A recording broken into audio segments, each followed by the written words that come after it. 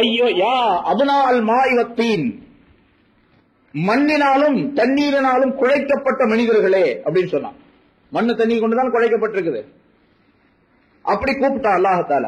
ஆனா குர்ஆன்ல அல்லாஹால 83 இடங்களிலே யா அய்யுஹல்லதீன ஆமனு, ஈமான் கொண்டவர்களே அப்படின்னு நம்மை பார்த்தலாம். ஏன்னா நம்மிடத்தில் இருக்கக்கூடிய எல்லா செல்வங்களை விட ஈமான் என்ற செல்வம் தான் மிகப்பெரியது.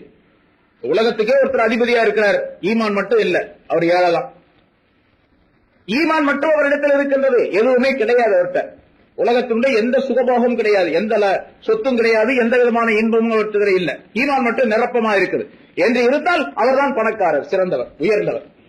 அதனால ஈமான் இருக்கக்கூடிய மனிதர் மிகச்சிறந்தவர். அந்த வார்த்தையை சொல்லி அல்லாஹ் தஆலா நம்மை கூப்பிடுகின்றான், யா அய்யுஹல்லதீன ஆமனூ குதிப அலைக்கும் ஸியாம் என்பதால். சரி, லஅல்லக்கும் தத்தகூன், நீங்கள் பக்திமான்களாக ஆகிவிடலாம் அந்த நோன்பு வைப்பதின் மூலமாக. ஏன்னு கேட்டா தத்தகூன் என்பது தக்வா என்ற வேர் சொல்லில் இருந்து பிறந்தது. அசல் சொல், மூல சொல்லதுக்கு தக்வா என்பது. இந்த தக்வா என்ற பயபக்தி இருக்கின்றது, அதுதான் எல்லா அமல்களுக்கும் அடிப்படையானது, அசலானது.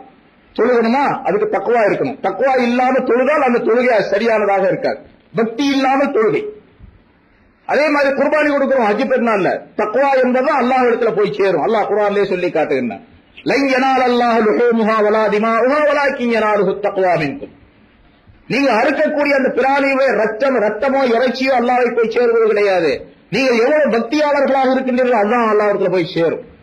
அதே போல தொழுகிறீங்க, நீங்க கீழே விழுகிறது, குனியறது, நிமிர்றது, சஜிதா செய்யறது, இதனால அல்லாஹ்வுக்கு என்ன லாபம்?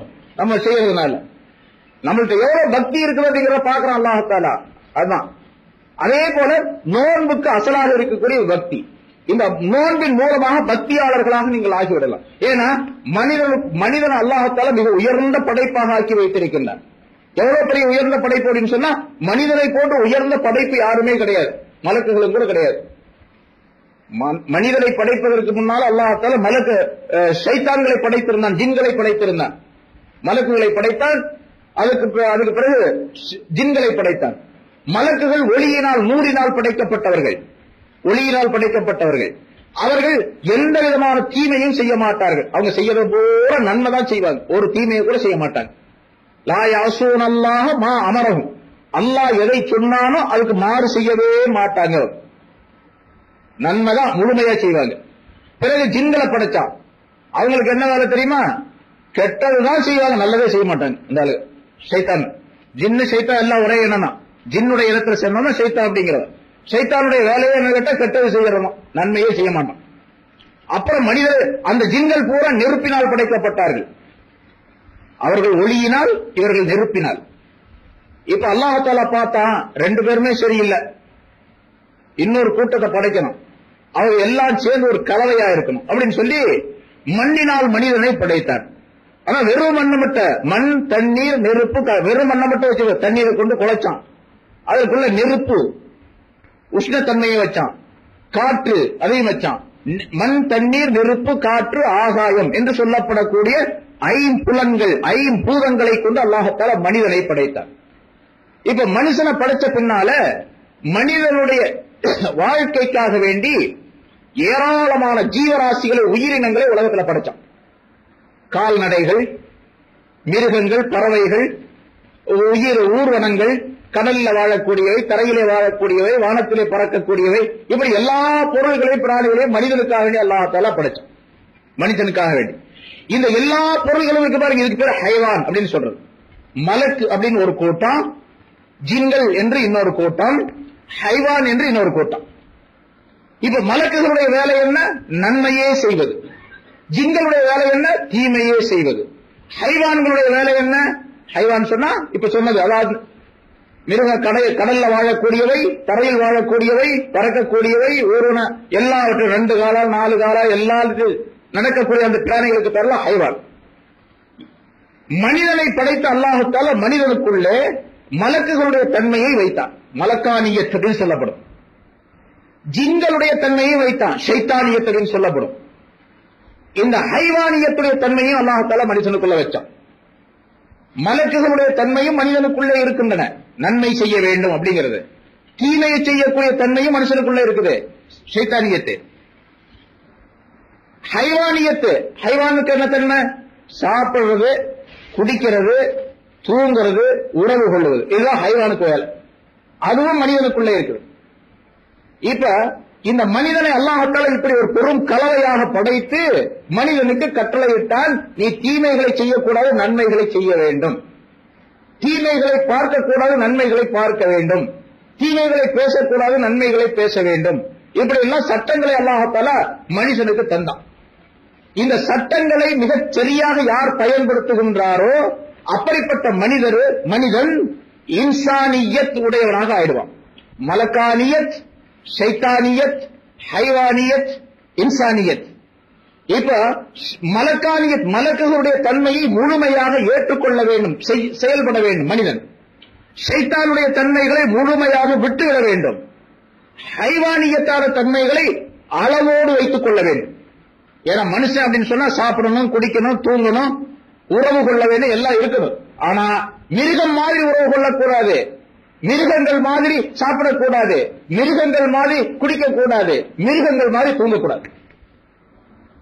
சாப்பிடுறதுக்கு அளவு, தூங்குறதுக்கு அளவு, குடிப்பதற்கு அளவு, உடல் உறவு கொள்வதற்கு அளவு, எல்லாத்துக்கும் அளவு இருக்கு. அதனால அல்லாஹ்தாலா காஃபிர்களை பார்த்து சொல்லுகின்றான், வல்லதீன கஃபரு யதமத்தஊன வயர்குலூன கமா தஅக்குலுல் அன்ஆமு வன்னாரு மஸ்வல்லஹும் அப்படின்னு அல்லாஹ்தாலா சொல்றான். காஃபிரானவர்கள் இருக்கிறாங்க, அவர்கள் யதமத்தஊன வயர்குலூன, அவர்கள் உலகத்திலே சுகம் பெறுவார்கள், சுகமாக வாழ்வார்கள். வயர்குலூன, அவர்கள் சாப்பிடுவார்கள். கமா தஅக்குலுல் அன்ஆமு, மிருகங்கள் சாப்பிடுவதை போன்று சாப்பிடுவார்கள். சட்டமெல்லாம் கிடையாது, இவ்வளவுதான் சாப்பிடணும் அப்படிங்கிற சட்டமெல்லாம் கிடையாது. கடைசி வரைக்கும் சாப்பிடுவாங்க, குரல் வரைக்கும் சாப்பிடுறது, வயிறு நிறைய சாப்பிடுறது இல்ல, குரல் வரைக்கும் சாப்பிடுறது. சொன்னா மூக்குல 2 பேருக்கு வரும், அது வரைக்கும் சாப்பிடுறது. அது மிருகத்துடைய குணம். அப்படி ஏற்குலோடு கமா தஅக்குலுல் அன்ஆம், மிருகங்கள் சாப்பிடுவதை போன்று அவர்கள் சாப்பிடுவார்கள். ஸல்லல்லாஹு அலைஹி வஸல்லம் அவர்கள் சொல்லுகின்றார்கள், அல் முஃமினு ஏற்குலு ஃபீ மியான் வாஹித், ஒரு மூமினான மனிதன் ஒரு குடலிலே சாப்பிடுவான். வல் காஃபிர் ஏற்குலு ஃபீ சபாத்தி அம்மா, காஃபிரானவன் 7 குடல்களிலே சாப்பிடுவான். அப்படி பொதுவாக பிஸ்மில்லா சொல்றது இல்ல, பிஸ்மில்லா சொல்லாவிட்டால் சைத்தான் வந்துடுவான் உள்ள. பிஸ்மில்லா சொன்னா சைத்தான் போயிடுவான். அப்ப குறைவான சாப்பாட்டின் மூலமாக வயிறு நிரம்பக்கூடிய அம்சத்தை அல்லாஹ்தாலா தந்துருவான், பரக்கத்தை வந்துடும். இவர் பிஸ்மில்லா சொல்லலன்னா சைத்தான் வந்து கலந்துக்குவான், எவ்வளவு சாப்பிட்டாலும் வயிறு நிரம்பாது. அதனால ஸல்லல்லாஹு அலைஹி வஸல்லம் அவன் 7 குடல்ல சாப்பிடுறான், நீ ஒரு குடல்ல சாப்பிடு அப்படின்னு, மூமின் ஒரு குடல்ல சாப்பிடுவா அப்படின்னு சொல்லலாம் அல்லாஹ்தாலா ஸல்லல்லாஹு அலைஹி வஸல்லம் அவர்கள் சொல்லி காட்டுகின்றார். அது நிறைய விளக்கங்கள், ஏராளமான விளக்கங்களை ஸல்லல்லாஹு அலைஹி வஸல்லம் அதை பற்றி சொல்லுகின்றார். சரி, இப்போ இந்த ஹைவானியத்தான தன்மைகள் இருக்கின்றன, அதை மனிதனுக்குள்ளே வைத்திருக்கின்றான். சாப்பிடணும், ஆனா அளவோடு சாப்பிடணும். எவ்வளவு சாப்பிடணும்? வயிற்றுல 1/3 பங்கு சாப்பிடணும். ஸல்லல்லாஹு அலைஹி வஸல்லம் 1/3 பங்கு சாப்பிடணும். வயிற்றுல 1/3 பங்கு சாப்பிடுறதுன்னா என்ன அப்படின்னா சில பேருக்கு விளக்கம் தெரியாது. அப்படி சில பேர் கேட்கறாங்க, பயன் இந்த 1/3 பங்குன்னு சொன்னீங்களா அது என்ன அப்படின்னு கேட்பாங்க. 1/3 பங்கு அப்படின்னா என்னன்னு கேட்டா ஒரு சின்ன விளக்கம். 3 பரோட்டா நான் சாப்பிட முடியும் அப்படின்னு வச்சுங்க. 3 பரோட்டா சாப்பிட்டா எனக்கு வயிறு ரம்பிக்கும் அப்படின்னா 1 பரோட்டா சாப்பிடணும், நிறுத்திக்கணும். அது எப்படி வச்சுட்டு 3 பரோட்டா வச்சு போட்டு 1 சாப்பிட சொன்னா அது எப்படி முடியும்? சாப்பிட்டு தான் ஆகணும், அப்பதான் மனுஷனா இருக்க முடியும். 2 சாப்பிட்டாரு பரவாயில்ல அப்படின்னு சொன்னா கொஞ்சம் மேல போயிடுச்சு, 3 சாப்பிட்டாரு ஹைவானியத்துக்கு போயிடுவாரு. வயிற்றில 1/3 பாகம் சாப்பிட வேண்டும், 1/3 பாகம் தண்ணீர் குடிக்க வேண்டும், மீதி 1/3 பாகம் காலியா இருக்கணும். காலியா இருந்தா தான் ஜிக்ர் வரும், இல்லாட்டி ஜிக்ர் போயிடும். வயிறு நிரம்பிச்சு ஜிக்ர் வெளியே போயிடும். அல்லாஹ்வுடைய ஜிக்ர் நினைவு இருப்பதற்காக வேண்டி ஒரு பகுதி காலியாகவே இருக்கிற இப்போ ஸல்லல்லாஹு அலைஹி வஸல்லம் அவர்கள் சொல்லுகின்றார்கள். சரி, நீங்க வேணா அப்படி 1/3 பாகம் மட்டும் சாப்பிட்டே பாருங்க, டாக்டர்கிட்ட போக வேண்டிய அவசியமே கிடையாது. எப்பவுமே எந்த நோயும் வராது. ஏன்னா ரசூலுல்லாஹி ஸல்லல்லாஹு அலைஹி வஸல்லம் அவர்கள் சொன்ன அந்த சாப்பாட்டு முறை இருக்கின்றது எல்லா நோய்களுக்கும் அதான் மருந்து. உமர் ரலியல்லாஹு தஆலா அவர்களிடத்துல ஒரு பாதிரி கேட்டாரு, ஒரு பெரிய சம்பவம். அதுல அந்த நிகழ்ச்சிகளை கேட்கிறாரு, குர்ஆன்ல எல்லாம் இருக்கு நீங்க சொல்றீங்க, தலைவலிக்கு மருந்து இருக்கா அப்படின்னு கேட்டாரு அந்த பாதிரியார். இருக்கு அப்படின்னு சொன்னாங்களாம். உடனே அப்படியா தலைவலிக்கு மருந்தா, நானும் குர்ஆனை பார்த்திருக்கிறேன்னா இல்லையா அதுல அப்படின்னாரு. அவர் இருக்குது அப்படின்னாங்க. அது எந்த ஆயத்துன்னு சொல்லி கேட்டார். குலு வஷ்ரபு வலா துஸ்ரிஃபு அப்படின்னு அந்த ஆயத்தை சொன்னாங்க. சாப்பிடுங்கள், குடியுங்கள், இஸ்ராப் செய்யாதீர்கள், விரயம் செய்யாதீர்கள் அப்படின்னு சொன்னாங்க. அந்த ஆயத்து தான் அப்படின்னு சொன்னாங்க. சாப்பிடணும், குடிக்கணும், விரயம் செய்யாதீர்கள் அப்படின்னு சொன்னா ஸல்லல்லாஹு அலைஹி வஸல்லம் சாப்பிட சொன்னாலும் அது முறைப்படிக்கு சாப்பிடுறது அப்படின்னு அர்த்தம். அதுக்கு மீறி சாப்பிட்டா அது விரயம் செய்யறதுன்னு அர்த்தம், இஸ்ராப் செய்யறதுன்னு அர்த்தம். அந்த முறைப்படிக்கு சாப்பிட்டா தலைவலி வராது, காய்ச்சல் வராது, நோய் வராது, ஹார்ட் அட்டாக் வராது, எதுவுமே வராது. எந்த நோயும் வராமல் இருப்பதற்கு சாப்பாடு தான். ஒரு டாக்டர் வந்தார் ஸல்லல்லாஹு அலைஹி வஸல்லம் அவர்களுக்கு, எகிப்துடைய மன்னர் ஒரு டாக்டர் கொடுத்திருந்தார் அன்பளிப்பாக, அவங்க போய் இருங்க அப்படின்னு சொல்லிட்டு. அந்த டாக்டர் வந்து இருந்தார் மதீனாவில். ஒரு 3 மாசம் இருந்த பின்னால ஒரு வீடு ஒதுக்கப்பட்டு, நீங்க யாராவது உங்கள்கிட்ட வியாதியஸ்தர்கள் நோயாளிகள் வந்தா நீங்க வைத்தியம் பண்ணுங்க அப்படின்னு சொல்லி ஸல்லல்லாஹு அலைஹி வஸல்லம் அவருக்கு ஒரு ஏற்பாடு செஞ்சு கொடுத்திருந்தாங்க. 3 மாசம் வரைக்கும் பார்த்தா ஒரு பேஷண்ட் கூட வரல அவர்கிட்ட. 3 மாசமா ஒரு பேஷண்ட் கூட வரல. 3 மாசம் கழிச்சு அந்த டாக்டர் வந்து ஸல்லல்லாஹு அலைஹி வஸல்லம் அவர்கிட்ட சொன்னாங்க, இந்த மாதிரி நான் 3 மாசமா இங்க இருக்கிற ஒருத்தருமே வரலையே வைத்தியம் பார்க்கறதுக்கு அப்படின்னு சொன்னேன். அப்பதான் ஸல்லல்லாஹு அலைஹி வஸல்லம் சொன்னாங்க, என்னுடைய கௌமுகள், என்னுடைய சஹாபாக்கள் எப்படிப்பட்டவர்கள் என்று சொன்னால், பசிக்காமல் சாப்பிட மாட்டார்கள், பசி இருக்கும் பொழுது சாப்பாட்டை நிறுத்திக் கொள்ளுவார்கள் அப்படின்னு சொன்னாங்க. பசிக்காமல் சாப்பிட மாட்டாங்க, பசி இருக்கும்போது சாப்பிட்டு இருக்கும்போது இன்னும் பசிக்குது, இன்னும் கொஞ்சம் சாப்பிடலான்னு இருக்கு, அப்படி நிறுத்திக்குவாங்க. அப்படின்னா எனக்கு இங்க வேலை இல்லை அப்படின்னு அவர் ஊருக்கு போயிட்டாரு திருப்பி. நீங்க சொல்லக்கூடிய இந்த கௌமுகளுக்கு எந்த நோயும் வராது அப்படின்னு சொல்லிட்டு போயிட்டாரு. அது மாதிரி குறைவாக சாப்பிட வேண்டும். அது இந்த நோன்பு இருக்கின்றதே, அது நம்மை பழக்கக்கூடிய அற்புதமான ஒரு பழக்கத்தை உண்டாக்கக்கூடிய தன்மையாக அல்லாஹ் தஆலா நோன்பை அமைத்து வைத்திருக்கிறார். நோன்பு வைக்கிறது கட்டாயம் பரல அப்படின்னு சொன்னா ஏதோ பௌத்தான பின்னால் நன்மை கிடைக்கும் அப்படிங்கிறது மட்டும் இல்ல, இந்த உலகத்திலே வாழ்வதற்காக வேண்டி எல்லா விதமான நன்மைகளும் அதில் அல்லாஹ் தஆலா அமைத்து வைத்திருக்கிறார். அதே போல தொழுகை, ஜகாத், ஹஜ் எல்லாத்திலும் அப்படித்தான். சரி, இப்போ ஸல்லல்லாஹு அலைஹி வஸல்லம் அவர்கள் அல்லாஹ் தஆலா மனிதனை படைத்து மலக்காரியத்தான தன்மைகள், நன்மைகளையே செய்ய வேண்டும் என்ற தன்மைகளையும் வைத்தான், தீமைகளை செய்யக்கூடிய தன்மைகளையும் வைத்திருக்கின்றான். ஆனா மனிதன் என்ன பண்ணா, அந்த ஷைத்தானியத்தான தன்மையை முழுமையாக விட்டுவிட வேண்டும். ஷைத்தானியத்தான தன்மைகள்ல கொஞ்சம் இருக்கலாம், கொஞ்சத்தை விட்டுறலாம் அப்படிலாம் கிடையாது, பூரா விட்டுறணும். பில்லத்துல் கலாம், பில்லத்துல் மனாம், பில்லத்து தாம், இந்த 3 சரியா வச்சுக்கிட்டா ஒரு பெரிய அவுலியாவாயிரலாம். குறைவான உணவு, குறைவான தூக்கம், குறைவான பேச்சும் ரொம்ப பேசக்கூடாது, அளவோடு தான் பேசணும். அளவோடு பேச வேண்டும் என்று ஸல்லல்லாஹு அலைஹி வஸல்லம் அவர்கள் நிறைய சொல்லி இருக்கிறாங்க, ஏராளமான ஹதீஸ்கள். நாக்கை அடக்க வேண்டும், நாக்கை கட்டுப்படுத்த வேண்டும் அப்படின்னு. இந்த 3 தன்மைகள் எவரிடத்தில் இருக்கு அவர்கள் வெற்றி பெற்று விடுவார், உயர்ந்த அந்தஸ்துக்கு ஆயிடுவார். அந்த சொல்லி காட்டப்பட்டிருக்கும். இது இப்ப மனிதனுக்குள்ளே அல்லாஹ் தஆலா இதையெல்லாம் வைத்து ஹைவானியத்தான தன்மைகளை நடுநிலையோடு கையாள வேண்டும் என்று வைத்திருக்கின்றார், அமைத்து வைத்திருக்கிறார், சட்டம் போட்டு இருக்கின்றார். இந்த முறைப்படிக்கு செய்தால் அந்த மனிதன் இன்சானியத்துடையவனாக ஆயிடும். சரி, இப்ப ஹைவானியத்தை சமப்படுத்தி, அதாவது அளவோடு கொண்டு வந்து ஷைத்தானியத்தை முழுமையாக விட்டு மலக்கானியத்தை முழுமையாக ஏற்றுக்கொண்டு ஹைவானியத்தை அளவோடு வைத்துக் கொள்ள வேண்டும் என்று சொன்னால் இந்த மனிதனுக்கு நோன்புதான் அவருக்கு திறவாம். நோன்பின் மூலமாகத்தான் அது முடியும். ஏன் கேட்டா பசித்திருப்பதின் மூலமாகத்தான் அந்த உயர்வான அந்தஸ்தை அடைய முடியும். அல்லாஹ் தஆலா மனிதனை படைப்பதற்கு முன்னாலே மனிதனுக்குள்ளே வைக்கக்கூடிய பல்வேறு பொருள்களை தனித்தனியாக அல்லாஹ் படைச்சான். ஈமானை படைத்தான், குஃப்ரை படைத்தான், இப்படி பல்வேறு பொருள்களை தனித்தனியாக படைத்தான். அதே போன்று மனிதனுக்குள்ளே இருக்கக்கூடிய அகல், அறிவை அல்லாஹ் தஆலா படைத்தான். அறிவை படைத்து இங்க வா அப்படின்னு கூப்பிட்டான், அது வந்துச்சு. போ என்று சொன்னான், அது போனது. உட்காரு, எழுந்துரு என்று என்னென்ன சொன்னானோ அதெல்லாம் கேட்டுச்சு. பிறகு அல்லாஹ் தஆலா கேட்டா, நீ யார், நான் யார் அப்படின்னு கேட்டான். யா அல்லாஹ், நீ என்னுடைய ரப்பு, என்னுடைய எஜமான், நான் உன்னுடைய அடிமை அப்படின்னு அந்த அகல், அறிவு சொன்னது. நீ நல்ல புள்ள அப்படின்னு அல்லாஹ் தஆலா சரி போக சொல்லிட்டான். பிறகு நப்சை படைத்தான். மனுஷனுக்கு நப்சுன்னு ஒண்ணு இருக்குல்ல, அந்த நப்சை படைத்தான். படைச்சு இங்க வான்னு கூப்பிட்டான், போன்னு சொன்னான், உட்காரு, எந்திரன்னு சொன்னா, ஒண்ணுமே செய்யல, பேசாம நின்றுட்டே இருந்துச்சு. நீ யார், நான் யாருன்னு கேட்டான். நீதான், நான் தான் அப்படின்னு சொல்லிச்சு. உடனே அல்லாஹ் தஆலா சரி மலக்குகள் சொல்லி இதன் தூக்கி நரகத்துல போடு, நெருப்புல போடு. ஒரு 100 வருஷம் அந்த நெருப்புல நரகத்துடைய தண்டனையை அதற்கு கொடுத்தார் அல்லாஹ் தஆலா. 100 வருஷத்துக்கு பின்னால் அதை வெளியே கொண்டு வந்து அது கத்துச்சு, என்ன விட்டுற அப்படின்னு கத்துச்சு நரகத்துல. அத 100 வருஷம் அதுக்கு தண்டனை கொடுத்த பின்னால் அல்லாஹ் தஆலா கொண்டு வந்து கேட்டான், இப்ப சொல்லு, நீ யார், நான் யாரு? நீதான், நான் தான் அப்படின்னு சொல்லிச்சு. அட, ஒரு 100 வருஷம் தண்டனை வாங்கின பின்னாலும் கூட உனக்கு இவ்வளவு திமிரா? சரி, அல்லாஹ் தஆலா இதை அடக்குவதற்காக வேண்டி வேறொரு வழியை கையாண்டான். அது பசி என்பதை உண்டாக்கி, அதற்கு பசி என்பதை உண்டாக்கி 100 வருஷம் பசியா போட்டான், பட்டினியா போட்டான். அப்ப பசின்னு கத்துச்சது, எனக்கு பசிக்குதேன்னு கத்துச்சு. 100 வருஷத்துக்கு பின்னால அல்லாஹ் தஆலா அதை வெளியாக்கி கொண்டு வந்து, இப்ப சொல்லு நீ யார் நான் யார்? யா அல்லாஹ், நீ என்னுடைய ரப்பு, நீ என்னுடைய எஜமா, நான் உன்னுடைய அடிமை அப்படின்னு. அப்ப இந்த நப்ஸ் முதல்ல அகல் என்பதையும் இப்ப நப்ஸ் என்பதையும் மனிதனுக்குள்ளே வைப்பதற்காக அல்லாஹ் தஆலா படைச்சான். இங்க மனிதனுக்குள்ளே அந்த நப்ஸ் வைக்கப்பட வேண்டும் என்பதற்காக வேண்டி மனிதனுக்குள்ளே வைக்கப்படக்கூடிய அந்த நப்சுக்கு பசியை அல்லாஹ் தஆலா கொடுத்தான். பசியை கொடுத்தா தான் இவன் தனக்கு ஒரு எஜமா இருக்கிறான் அப்படின்னு ஒப்புக்கொள்வான். எல்லா நேரத்திலும் வயிறே நிரம்பி இருக்குன்னு வச்சுங்க, பசியே இல்லை, யாருக்குமே பசி இல்லைன்னு வச்சுங்க, நீ யாருடா அப்படின்னு எல்லாத்தையும் பார்ப்போம். யாருக்கும் படிய வேண்டிய அவசியமே இல்லை. முதலாளி எஜமான்லாம் வேலைக்காரெல்லாம் கிடையாது. ஏன்னா பசிதான் இல்லையே, பசிக்குத்தானே ஒரு ஜான் வயிறு இல்லாட்டா உலகத்திலே இருக்கலாட்டா ஒண்ணுமே கிடையாது.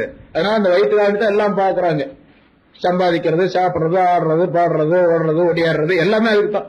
இப்ப அது இல்ல, பசியே இல்லை அப்படின்னு சொன்னா ஒண்ணுமே கிடையாது. அதனால பசியை அல்லாஹ் தஆலா வைத்து மனிதனை பக்குவப்படுத்துகிற அல்லாஹ் தஆலா. இப்ப அல்லாஹ்வை எஜமான் தலைவன் என்பதாக ஏற்றுக்கொள்ளக்கூடிய தன்மையும் தன்னை அடிமை என்பதாக கருதக்கூடிய தன்மையும் பசியின் மூலமாகத்தான் முடியும். அதனால மனிதனுக்கு பசியை ஏற்படுத்தி நீ பசித்திருக்க வேண்டும் என்று கட்டளையிட்டான். சரி, பசியை வச்சிருக்கிற நீங்க எப்பாவது ஒரு நாளைக்கு பசியா இருந்துங்க, ஒரு மாசம் அல்லது 10 நாள் 20 நாள் அப்படின்னு நம்முடைய விருப்பத்திற்கு அல்லாஹ் தஆலா விட்டுட்டான்னு வச்சுங்க. உங்க இஷ்டம், ஏதாவது ஒரு 10 நாளைக்கு பட்டினியா இருக்குங்க அப்படின்னா யாராவது பட்டினியா இருக்குமா? யாரும் பட்டினியா இருக்க மாட்டோம். நம்ம விருப்பம் எப்ப வேணாலும் இருக்கலாம் அப்படின்னு இருந்தா யாரும் இருக்க மாட்டாங்க. அதனால அல்லாஹ் தஆலா ஒரு மாதத்தை தேர்ந்தெடுத்து இந்த மாதம் முழுவதும் நீ பட்டினியா இருக்கணும், பசியா இருக்கணும். அது பூராவும் அல்ல, 24 மணி நேரம் பட்டினியா இருக்க சொல்றோம் அல்லாஹ் தஆலா. நல்லா சாப்பிடு, குழு வஷ்ரபு, நீங்க சாப்பிடுங்க, குடியுங்க.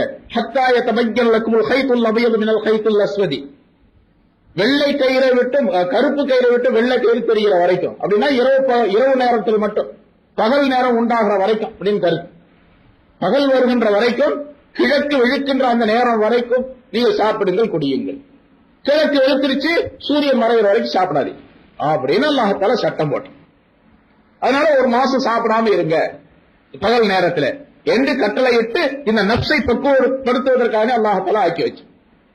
இப்ப அந்த ஒரு மாதத்துடைய அந்த காலத்தில் பகல் நேரத்தில் பசியாக பட்டினியாக இருப்பதன் மூலமாக நப்சை அடக்கக்கூடிய தன்மை ஏற்பட்டு, நப்சை அடக்கினால் மலக்கானியத்து வரும், ஷைத்தானியத்து போகும், ஹைவானியத்து நிலைப்படுத்தப்படும், மட்டுப்படுத்தப்படும், நடுநிலையாக்கப்படும். இப்போ மனுஷனாக இன்சானியத்துடையவனாக இருக்கக்கூடிய தன்மையை நோன்பின் மூலமாக மட்டுமே பெற முடியும், வேற எதிலும் பெற முடியாது. அதனாலதான் அல்லாஹ் தஆலா நோன்பை கடமையாக்கி வச்சிருக்கு. பிறகு ரசூலுல்லாஹி ஸல்லல்லாஹு அலைஹி வஸல்லம் இந்த ஒரு மாசம் மட்டும் நோன்பு இருந்துட்டு 11 மாசம் சாப்பிடுங்க அல்லாஹ் தஆலா அனுமதி கொடுத்துட்டான். இருந்தாலும் ரசூலுல்லாஹி ஸல்லல்லாஹு அலைஹி வஸல்லம் என்ன பண்ணாங்க, அப்படியெல்லாம் இடையில விட்டுட்டு இருக்காதீங்க, முழுமையாக விட்டுட்டு இருக்காதீங்க, இடையில நோன்பு வச்சுங்க என்று சொல்லி ஸல்லல்லாஹு அலைஹி வஸல்லம் அவர்கள் மாதத்திற்கு 3 நாள்கள் நோன்பு வைக்க வேண்டும் என்ற கட்டளையை சொன்னாங்க. நபிலான எப்படி நபிலான தொழுகை சுன்னத்தான தொழுகை இருக்கு, அது போல நபில் நோன்புகள் நீங்க வச்சுங்க. அது மாசத்துக்கு 3 நாள் நீங்க நோன்பு வச்சீங்க அப்படின்னு சொன்னா காலம் முழுவதும் நோன்பு வைத்த அந்த நன்மை கிடைச்சிடும் உங்களுக்கு. பிறகு நப்சை கட்டுப்படுத்தி அடக்கி ஆளக்கூடிய தன்மை அந்த 3 நோன்புகளின் மூலமாக எல்லா மாதங்களிலும் ஏற்படக்கூடிய தன்மை ஏற்பட்டு பாருங்க. ஒரு மாசத்துல 3 நாள், அதுக்கு ஸல்லல்லாஹு அலைஹி வஸல்லம் ஒரு நடுநிலையான தேதியை சொல்லி காட்டுகின்றார்கள். பிற 13, 14, 15 ஐயாமுல் பீல் என்று சொல்லப்படக்கூடிய 3 நாள்ல நோன்பு வச்சுட்டேன்னு வச்சுங்க. பிற 13, 14, 15. இப்ப 12 நாள் பிற 1ல இருந்து 15ல இருந்து அடுத்த 12 வரைக்கும் ஒரு மாசம் இவர் சாப்பிடுவார். இடையில அந்த 3 நாள் சாப்பிடாம இருக்கிறதா இருக்கு பாருங்க நோன்பு வைக்கக்கூடிய காலம். அந்த 3 நாளின் மூலமாக அந்த ஒரு மாதத்திற்கு வேண்டிய பக்குவம் அவருக்கு கிடைச்சு போயிடும். ஒரு மாதத்திற்கு வேண்டிய பக்குவம் கிடைச்சு போயிடும். மனதை அடக்கி ஆளக்கூடிய தன்மை, நப்சை அடக்கி ஆளக்கூடிய தன்மை கிடைக்கும். நப்சு ரொம்ப கெட்டதுங்க. நப்சு இருக்குது, அது மனிதனுக்கு தீமையைத்தான் சொல்லும், நன்மையே சொல்லாது. அது முதல்ல அந்த நப்சை பக்குவப்படுத்தினா அப்புறம் நன்மையே சொல்லக்கூடிய தன்மையாக அதை ஆக்கி வைக்க வேண்டும். இன்ன நப்சல் அம்மாரத்தும் பிஸ்ஸு என்று அல்லாஹ் தஆலா சொல்லுகிறார். நப்சு இருக்கின்றது, அது நப்ச அம்மாரா என்பது பெரும்பாலும் தீமையைத்தான் சொல்லி காட்டும். அம்மாரத்தும் பிஸ்ஸு, தீமையைத்தான் அது அதிகமாக கட்டளையிடும் உங்களுக்கு. அதனால அந்த நப்சை பக்குவப்படுத்துவதற்கு கட்டாயம் நீங்கள் நோன்பு வைக்க வேண்டும் என்பதை இந்த ரமலான் மாதத்திலே, சரி ரமலான் மாதத்திலே ஏன் வச்சா அல்லாஹால நோன்ப அப்படின்னு கேட்டா, இந்த ரமலான் மாதத்தை அல்லாஹால தேர்ந்தெடுத்திருக்கின்றான். வருஷத்துக்கு 12 மாசம் அப்படிங்கிறது மனிதன் ஏற்படுத்தி கொண்டதல்ல, அல்லாஹ்வே ஏற்படுத்தினான். இன்ன இத்தத்த ஷுஹூரி இந்தல்லாஹி 12 ஷஹரன் ஃபீ கிதாபில்லாஹ் யௌம ஹலகஸ் ஸமாவாத்தி வல் அர்த் என்று அல்லாஹ் தஆலா குர்ஆனில் சொல்லி காட்டுகின்றான். வருடத்திற்கு 12 மாதங்கள் என்பது அல்லாஹ் வானங்கள் பூமியை படைத்த காலத்திலே அல்லாஹ் தஆலா ஏற்படுத்திட்டான். இப்ப ஏற்படுத்தினதல்ல, இடையில வந்ததல்ல. வானங்கள் பூமியை படைக்கிற நேரத்திலேயே வருஷத்துக்கு 12 மாசம் என்பதை அல்லாஹ் தஆலா ஏற்படுத்திட்டான். அந்த 12 மாதங்களிலே அல்லாஹ் தஆலா தன்னுடைய வேதத்தை இந்த ரமலான் மாதத்திலே எல்லா வேதங்களையும் இந்த ரமலான் மாதத்தில் அருளி இருக்கின்றான், கொடுத்திருக்கின்றான். தௌராத், இன்ஜீல், ஜபூர், குர்ஆன் ஆகிய எல்லா வேதங்களும் ரமலான் மாதத்தில் அல்லாஹ் தஆலா கொடுத்திருக்கான். அதனால ரமலான் மாதத்திலே மனிதன் புனிதனாக ஆவதற்குரிய காரியங்களை செய்ய வேண்டும் என்பதையும் இந்த ரமலான் மாதத்தில் அல்லாஹ் தஆலா தேர்ந்தெடுத்திருக்கிறான். அதனால ரமலான் மாதத்தில் நோன்பு வைக்கிறேன். அதேபடி ரமலானுடைய சிறப்புகள் ஏராளமாக இருக்கின்றன. ஒரு ஹதீஸ் நான் சொன்னேன், அந்த ஒரு ஹதீஸ் ரொம்ப நீளமான ஹதீஸ். அது நான் முதல்ல சொல்றேன், அந்த ஒரு ஹதீஸுக்கு விளக்கம் சொல்றது 10 நாள் ஆகும். ஒரு நாளைக்கு 1 மணி நேரம் சொன்னா 10 நாளைக்கு சொல்லணும் அந்த ஹதீஸுக்கு மட்டும் விளக்கம். அந்த ஹதீஸ்ல 2-3 வார்த்தைகள் சொல்லப்பட்டிருக்குது. கத அவல்லக்கும் ஷஹருன் அதீம் ஷஹருன் முபாரக் ஜாலல்லாஹு சியாமஹு ஃபரீலத்தன் வ கியாம லைலிஹி ததவ்வான். இந்த வார்த்தைக்கு மட்டும்தான் விளக்கங்கள் சொல்லப்பட்டிருக்கு. பிறகு ஸல்லல்லாஹு அலைஹி வஸல்லம் சொல்லுகின்றார்கள் அந்த ஹதீஸ்ல, இந்த மாதம் எப்படிப்பட்ட மாதம் என்று சொன்னால் 1000 மாதங்களை விட மேலான ஓர் இரவு அதிலே இருக்கின்றது என்பதால். அதான் லைலத்துல் கத்ருடைய இரவு. இன்னைக்கு 21, இந்த லைலத்துல் கத்ருடைய இரவு 27ஆம் கிழமை அப்படின்னு நினைச்சுக்காதீங்க. அதெல்லாம் வருஷம் சொல்லியிருப்பாங்க உங்களுக்கு. 27ஆம் கிழமை அப்படிங்கிறது பெரும்பாலான அபிப்பிராயப்படிக்கு சொல்லப்படுகின்றதே தவிர அது நிச்சயம் என்பது கிடையாது. அதனால 21, 23, 25, 27, 29 ஆகா இந்த ஒற்றைப்படையான 5 இரவுகளிலே லைலத்துல் கத்ர் இருக்கின்றது, தேடி பெற்றுக் கொள்ளுங்கள் என்று ஸல்லல்லாஹு அலைஹி வஸல்லம் அவர்கள் சொன்னார்கள். அதனால அதுல முதல் இரவு இது 21வது இரவு. ஸல்லல்லாஹு அலைஹி வஸல்லம் அவருடைய ஒரு ஹதீஸிலே இந்த 21வது நாள் இருக்கின்ற இதுதான் லைலத்துல் கத்ர் என்பதற்கும் சில சஹாபாக்கள் உறுதியான அறிவிப்பை சொல்லி காட்டுகின்றார்கள். ஸல்லல்லாஹு அலைஹி வஸல்லம் அவர்கள் சொல்லுகின்றார்கள், நான் ஒரு நாள் ஒரு இரவிலே லைலத்துல் கத்ர் இருப்பதாக கண்டேன். அந்த இரவிலே களிமண்ணின் மீது தண்ணீரும் களிமண்ணும் கலந்த ஒரு இடத்திலே ஒரு நேரத்திலே நான் சஜிதா செய்ய கண்டேன். அந்த இரவு லைலத்துல் கத்ருடைய இரவாக இருந்தது என்று ஸல்லல்லாஹு அலைஹி வஸல்லம் சொல்றாங்க. அது எந்த இரவு என்பதாக கேட்கப்பட்ட பொழுது அது பிற 21ஆம் நாள் என்பதாக ஸல்லல்லாஹு அலைஹி வஸல்லம் சொன்னாங்க. அன்னைக்கு காலையில அதான் அப்படி சொன்னாங்க பாருங்க. அன்றைக்கு இரவிலே மழை பெய்திருந்தது. மஸ்ஜித் நபவி ஓலை குடிசையாக அது இருந்த காரணத்தால் மழை பெய்து அதிலிருந்து தண்ணீர் கீழே ஊற்றி இருந்தது. மஸ்ஜிதிற்குள்ளே தண்ணீர் விழுந்திருந்தது. ஸல்லல்லாஹு அலைஹி வஸல்லம் நெற்றியிலே அந்த மண் படிந்திருந்தது என்பதாக சொல்லப்படுகின்றது. அது எந்த இரவு என்பதாக கேட்கப்பட்ட பொழுது அது 21வது இரவு என்பதாக. லைலத்துல் கத்ர் அல்லாஹ் தஆலா இடத்தில் 1000 மாதங்களை விட சிறந்தது. 1000 மாதங்களை விட சிறந்தது அப்படின்னு சொன்னா 84 ஆண்டுகள் சொச்சமாகின்றன. அந்த 1000 மாதங்கள் அப்படிங்கிற அர்த்தம் அல்ல. ஹைரும் மின் அல்ஃபி ஷஹர், 1000 மாதங்களை விட ரொம்ப சிறந்தது. இந்த ஹைர் அப்படிங்கிற வார்த்தை இருக்குது, அது ஆங்கிலத்தில் சூப்பர்லேட்டிவ், மிக உன்னதமானது, மிகச் சிறந்தது அப்படிங்கிற கருத்துல சொல்லப்படுகின்றது. அல்லாஹ் தஆலா சொல்லி காட்டுகின்றான். 1000 மாதங்கள் அல்ல, 1000 மாதங்களை விட எவ்வளவோ சிறந்தது அது. 1000 மாதங்களை விட சிறந்தது அப்படின்னு சொன்னா 2000 மாதமாகவும் இருக்கலாம், 10,000 மாதமாகவும் இருக்கலாம், அல்லது 1 கோடி மாதமாகவும் இருக்கலாம். அவ்வளவு சிறந்தது அப்படிங்கிற அர்த்தம். ஒரே ஒரு இரவு அந்த. ஆகவே இப்ப ரமலான் மாசத்துல தொழ வந்து கொண்டிருக்கக்கூடிய நாம், மற்றவர்களையும் தூண்ட வேண்டும், சொல்ல வேண்டும். தொழ வந்து கொண்டிருக்கக்கூடிய நாம் இன்னையில இருந்து இன்னைக்கு 21வது இரவு, இதே போன்று இருக்கக்கூடிய மீதி இருக்கக்கூடிய இந்த 10 நாள்லையும் இரவு நேரங்களில் கொஞ்சம் அதிகமான வணக்கங்களை செய்து அந்த பாக்கியத்தை, லைலத்துல் கத்ருடைய அந்த பாக்கியத்தை பெறக்கூடிய வாய்ப்பை நாம் உண்டாக்கி கொள்ள வேண்டும். ஏன்னு கேட்டா அது கிடைச்சிருச்சு, அப்புறம் வாழ்க்கையில மிகப்பெரிய மாற்றம் நம்மிடத்தில் ஏற்பட்டுவிடும், மிகப்பெரிய மாற்றம் ஏற்பட்டுவிடும். ஏன்னா அந்த இரவிலே மலக்குகள் வருகின்றார்கள், ஃபஜ்ர் உதயமாகிற வரைக்கும் மலக்குகள் வந்து கொண்டிருக்கின்றார்கள் என்று சொன்னால் அந்த மலக்குகளுடைய அரவணைப்பு, அவர்களுடைய தொடர்பு மனிதர்களுக்கு எந்த மனிதன் மீது ஏற்பட்டு விடுகின்றதோ அந்த மனிதர் பாவங்களே செய்ய மாட்டார், புனிதமான மனிதராக ஆகி விடுவார். அது எப்படி ரமலானுடைய சிறப்புகள் ஏராளமாக இருக்கின்றன. அதுல நோன்பு வைப்பதை பற்றி இப்படி ஒவ்வொன்றா, அதாவது இந்த குறுகிய நேரத்தில் 1 மணி நேரம் 1.5 மணி நேரம் 2 மணி நேரத்துல எதையும் சொல்லிட முடியாது. இது காலமெல்லாம் சொல்லக்கூடிய விஷயம். அதான் முதல்ல சொன்ன இந்த ஒரு ஹதீஸ்ல 10 நாள் சொல்லலாம் விளக்கம். ஒரு ஹதீஸ்ல 2 வரி தான் சொல்லியிருக்கணும். ஒரு 10 வரி உள்ள ஒரு ஹதீஸ்ல 2 வரி தான் சொல்லப்பட்டிருக்குது. இப்ப உங்களுக்கு இன்னும் மீதி நிறைய இருக்குது. அல்லாஹ் தஆலா இந்த மனிதனை நாம் ஆரம்பத்தில் சொல்லியபடி புனிதனாக ஆக்குவதற்காக வேண்டி பல்வேறு உபாயங்களை கையாண்டு இருக்கின்றார். அந்த உபாயங்களிலே ஒன்றுதான் இந்த மிக முக்கியமான ஒன்றாக அல்லாஹ் தஆலா இந்த ரமலான் மாதத்தை அமைத்து வைத்திருக்கின்றான். இத நோன்பு வைப்பது, தொழுவது, திலாவத்துல் குர்ஆன் ஓதுவது, ஜிக்ர் செய்வது, தஸ்பீஹாத்துகளை செய்வது, நன்மைகளை அதிகமாக செய்வது, ஜகாத்து கொடுப்பது, சதகா செய்வது போன்ற எல்லா விதமான நன்மைகளை எவ்வளவு அதிகமாக நாம் செய்ய முடியுமோ அவ்வளவு அதிகமாக செய்து கொள்ள வேண்டும். இவை எல்லாத்தை விட மிக முக்கியமாக இருக்க வேண்டிய ஒரு நிலை என்னவென்று சொன்னால் தூய எண்ணம் இருப்பது. நல்ல எண்ணம். ஜகாத்து கொடுக்கிறாரு, தர்மம் செய்யறாரு, தொழுகிறாரு, நோன்பு வைக்கிறாரு, எல்லாம் செய்யறாரு, தஸ்பீஹாத்து எல்லாம் ஓதிட்டு குர்ஆன் ஓதுறாரு, பூரா மனசுல பூரா வஞ்சகம் நிறைஞ்சிருக்குன்னு வச்சுங்க, கெட்ட எண்ணங்கள் நிறைஞ்சிருக்கு. இவருடைய வெளித்தோட்டத்தில் எந்த அமலும் அல்லாஹ் தஆலா இடத்துல ஏற்றுக்கொள்ளப்பட மாட்டார். நல்ல எண்ணம் எவ்வளவு இருக்கோ அவ்வளவுதான் நல்ல அமல்கள் எல்லா இடத்துல ஏற்றுக்கொள்ளப்படும். எண்ணம் கெட்டதாக இருந்துச்சு, இவருடைய அமல்லாம் எந்த விதமான நன்மையும் இல்லாம ஆயிடும். ஸல்லல்லாஹு ஒரே ஒரு ஹதீஸ் சொல்லி முடிச்சிடணும். ஸல்லல்லாஹு அலைஹி வஸல்லம் அவர்களிடத்தில் ஒரு மனிதர் வந்தார். யா ரசூலல்லாஹ், நான் 5 நேரம் சரியா தொழுகிறேன், உபரியான நஃபிலான வணக்கங்களை செய்வதற்குரிய அவகாசம் எனக்கு இல்ல. ஒரு உழைப்பாளி வரை, அதனால நஃபில்லாம் தொழுக முடியல. 5 நேரம் கரெக்டா தொழுகிறேன். ரமலான் மாசம் வந்தா நோன்பு வைக்கிறேன். உபரியான நஃபில் நோன்புகளை வைப்பதற்குரிய வாய்ப்பு எனக்கு இல்ல, என்னால முடியல. என்னிடத்துல பொருள் வசதி கிடையாது, அதனால ஜக்காத்து கொடுக்கவோ ஹஜ் செய்யவோ என்னால முடியல. இந்த நிலையில் நான் இறந்து விட்டால் நான் எங்கே இருப்பேன் அப்படின்னு கேட்டார். இந்த நிலையில நான் இறந்துடுறேன், மௌத்தா போடுறேன். ஐன அன இதா மித்து, நான் மௌத்தாயிட்டா எங்க இருப்பேன்? ரசூலுல்லாஹி ஸல்லல்லாஹு அலைஹி வஸல்லம் ஸல்லல்லாஹு அலைஹி வஸல்லம் புன்முறுவல் செய்தவர்களாக சொன்னார்கள், நீ என்னோடு இருப்பாய் அப்படின்னு சொன்னாங்க. ஆனா பின்னாலதான் பயங்கரமான நிபந்தனை போடுறாங்க. எப்ப தெரியுமா?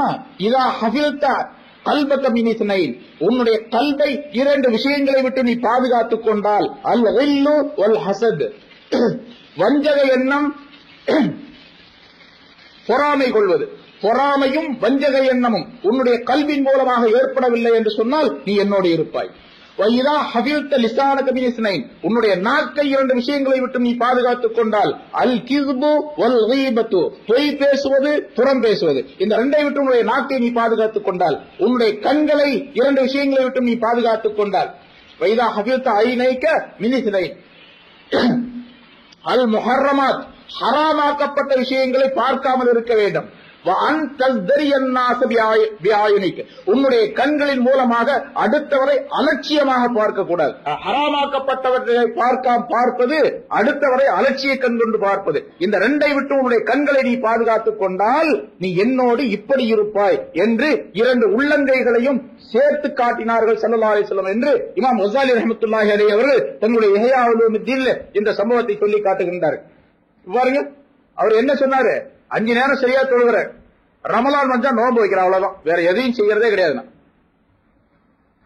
நீ இந்த 3 உறுப்புகளை 6 விஷயங்களை விட்டும் 6 தீமைகளை விட்டும் பாதுகாத்துக் கொண்டால் நீ என்னோட சொர்க்கத்தில் இருப்பாய் அப்படின்னு ஸல்லல்லாஹு அலைஹி சொன்னார்.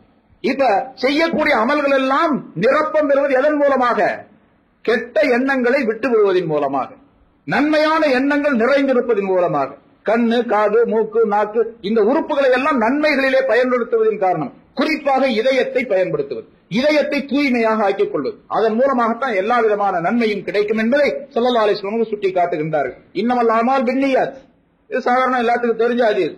செயல்கள் அனைத்தும் நியத்தை கொண்டுதான். எப்படி நியத்தோ அப்படித்தான். கைசா நியத்து வைசா பரக்கத் அப்படின்னு சொல்றாங்களே சாதாரணமா, அது மாதிரி எப்படி நியத்தோ அப்படித்தான் நீ வாழ முடியும், இந்த உலகத்திலும் சரி ஆகிரத்திலும் சரி. ஆக மனிதனுடைய மனதையும் மனிதனுடைய உடலையும் மனிதனுடைய ரூஹையும் அல்லாஹ் தஆலா அற்புதமாக அமைத்து தந்திருக்கின்றான். அதன் மூலமாகவே மனிதன் மிகச்சிறந்த அந்தஸ்தை பெற முடியும் என்பதையும் ஸல்லல்லாஹு அலைஹி வஸல்லம் அவர்கள் பல ஹதீஸ்களின் மூலமாக சொல்லி காட்டுகின்றார்கள். எனவே இந்த புனிதமான ரமலானுடைய இந்த மாதத்திலே எல்லா விதமான பாக்கியங்களை பெறுவதற்குரிய வழிவகைகளை நாம் உண்டாக்கிக் கொள்ள வேண்டும். குறிப்பாக நான் முன்னால் சொல்லபடி இதை ஒரு சிறந்த மஸ்ஜிதாக ஆக்குவதற்குரிய ஒரு வாய்ப்பை இந்த நல்ல தருணத்திலே நீங்கள் எல்லாம் நியத்து செய்து, குறைந்த பொருளை நீங்கள் கொடுத்தாலும் கூட அது நிரப்பமான அம்சம் உள்ளதாக ஆக்கப்பட்டு விட்டால் அல்லாஹ் தஆலா சீக்கிரமாக இதனை உண்டாக்கி விடுவான். அப்படிப்பட்ட ஒரு சிறந்த தன்மையை இந்த புனித ரமலானுடைய மாதத்திலே நோன்புடைய பரக்கத்தின் காரணமாக, புனித ரமலானுடைய பரக்கத்தின் காரணமாக, லைலத்துல் கத்ருடைய பரக்கத்தின் காரணமாக அல்லாஹ் தஆலா எனக்கும் உங்களுக்கும் தந்தருள்வாராக என்று கேட்டுக்கொண்டு முடித்துக் கொள்ளுகின்றேன். வ ஆகிரு தாவானா அனில் ஹம்துலில்லாஹி ரப்பில் ஆலமீன்.